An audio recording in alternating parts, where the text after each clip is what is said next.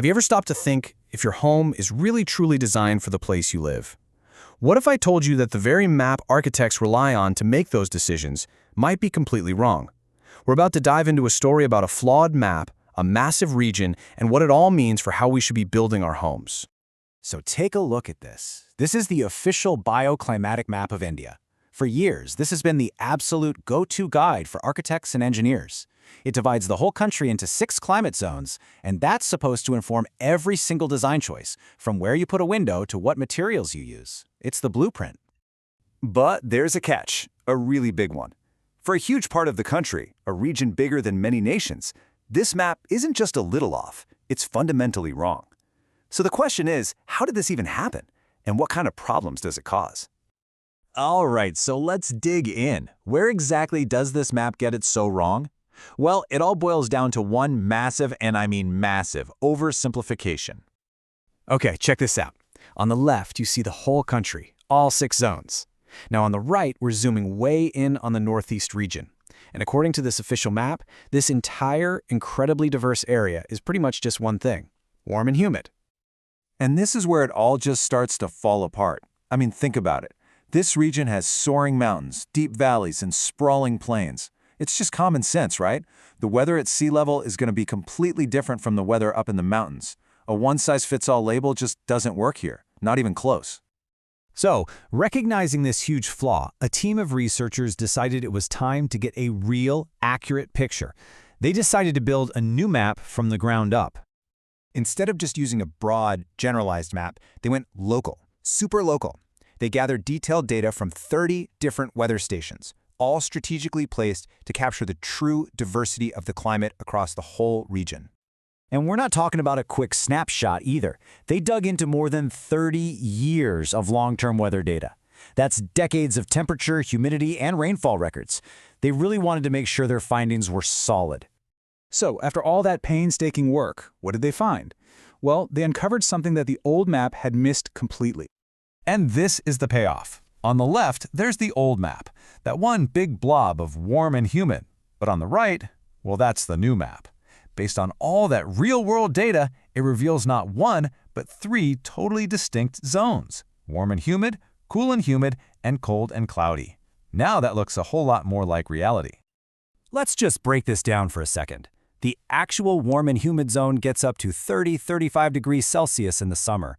But look at the cold and cloudy zone. Its summer high is only 20 to 25 degrees, and in winter, it can drop down to 5 degrees, while the other zones are way milder.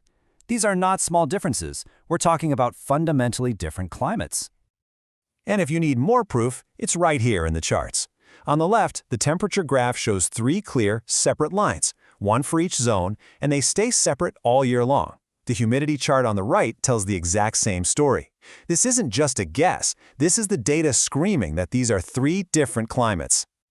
So, why does getting the map right matter so much? Well, because if you want to build a home that's comfortable and doesn't guzzle energy, everything, and I mean everything, depends on understanding the local climate.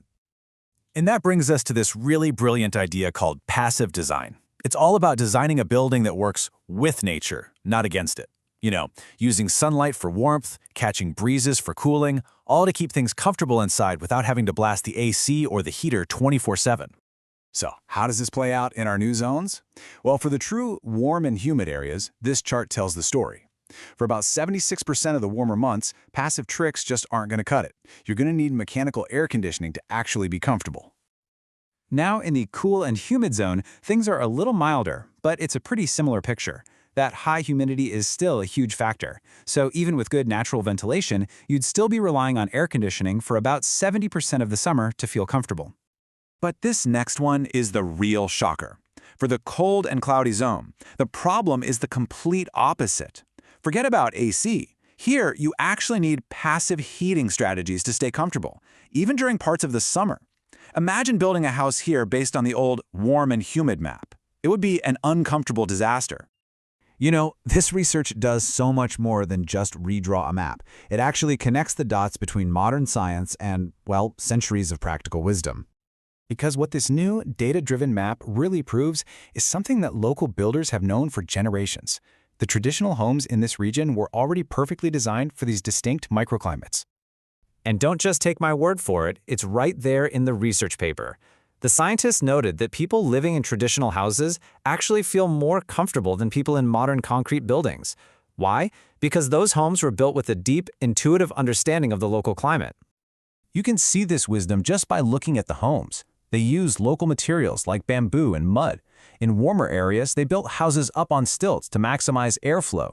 In colder zones, they built compact homes, often into the side of a hill, to conserve heat. They had already solved the problem long before any official map was ever drawn. So, this whole journey brings us back to where we started, but with a much bigger lesson. It really pushes us to ask a tough question. Are our modern buildings really as smart as we think they are? And maybe more importantly, is your own home truly built for its climate, or is it fighting a constant battle against nature?